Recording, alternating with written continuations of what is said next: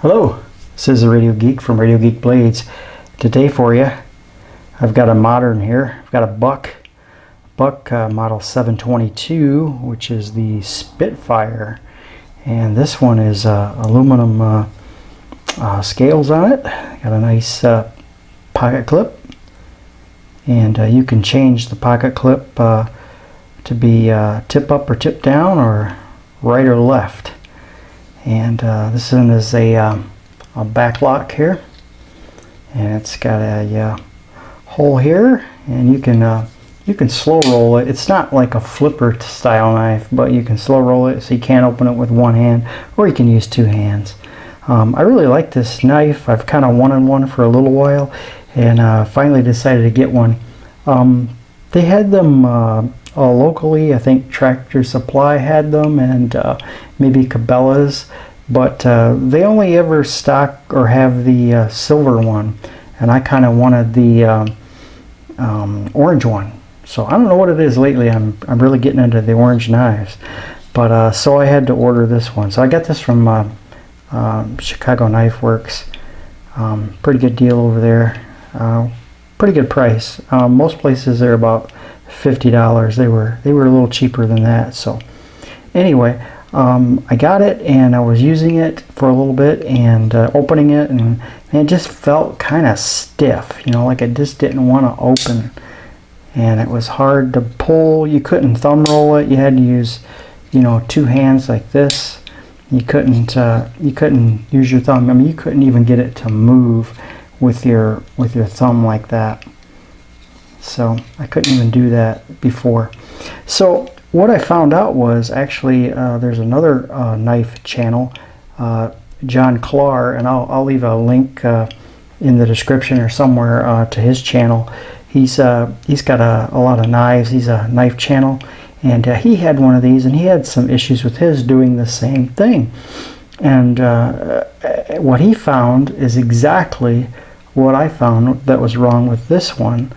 And that is, if you see these holes here, they are drilled and tapped so that you can put the pocket clip here. And this is also where the pivot is, and the blade is right behind there. And it actually, if you look through the holes, you can see the metal of the blade here is underneath those holes. And what he found, and what I found when I opened my knife, I took it all apart, is that when they drilled and tapped those holes, they never cleaned the burrs out.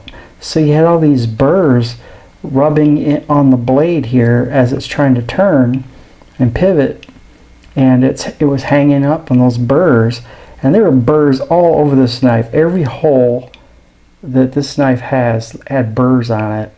And in fact, even mine even had, when I held the knife like this and had my hand here, I could feel it digging into me right here in the handle.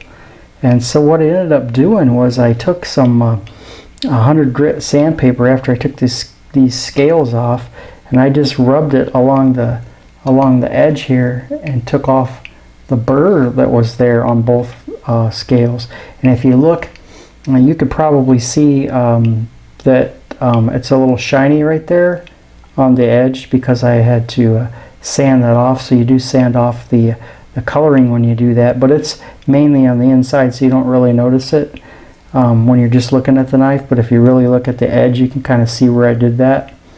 But that made a world of difference, because you could really feel that when you were grabbing onto the knife. You could just feel that, like, digging into your skin. It didn't like cut you or anything, but it was definitely noticeable. So I sanded that off. I took a little file, and I filed off all these burrs that were around these holes, and they even have burrs along this edge here where the lock slides. So you had to get rid of those burrs too. And so I did all that and got rid of the burrs, and I lubed it up, and it's working a lot better than it did before. But it's just a shame that you can buy a brand new knife, a USA made knife from Buck, and they don't even deburr it. They just drill and tap and send it on its way. You know, I just can't imagine them not deburring it better than they did. Well, actually, they didn't deburr it at all. There was no sanding at all on the inside. Now, when you do that with a file, you're gonna scrape into this orange finish on the inside, but it's on the inside, and you're not gonna see it when you're when you're using the knife. Now, I can show you here.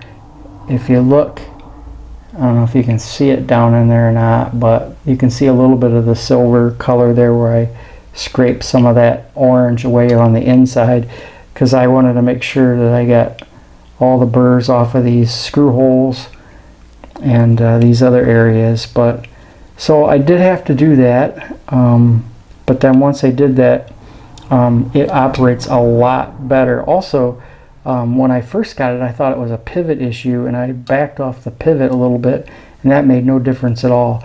And I even backed it off just a ridiculous amount, and it made no difference whatsoever. But then after I got those burrs out, got rid of that, and then I did loosen this one pivot, or not pivot, but screw here, where the lock is. That's right there where the lock is. It like lets it rock on there, and that was really tight, and I loosened that up a little bit, and it freed up this lock a little bit, and it operates a lot better. That helped too, but it was like 99% was the issue, was the burrs from those screw holes not being taken care of on the inside. It's a really nice knife, and I really like it. And in fact, let me show you how this thing cuts. Just a second here. Okay, I'm back now. I got a piece of paper, and I'll show you how this thing cuts. This thing is really sharp.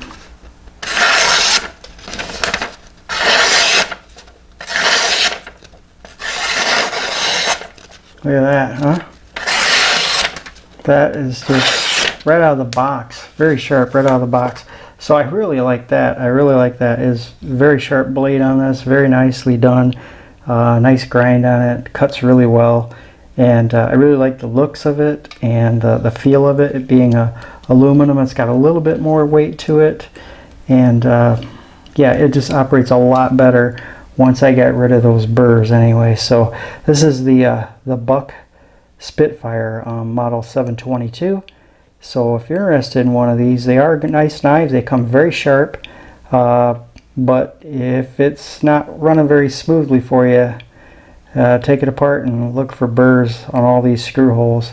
Hopefully Buck has taken care of that, and they've figured that out, and they're remedying it now. But the one that I got and the one that John Clark got had exactly the same issue, and I believe his was orange as well. I don't know that has anything to do with it, the color, but just something to keep in mind if you get one of these and it's not quite operating like you thought it would. It might be burrs on the aluminum itself. So, all right, there you go. The Buck Spitfire. This is the Radio Geek from Radio Geek Blades.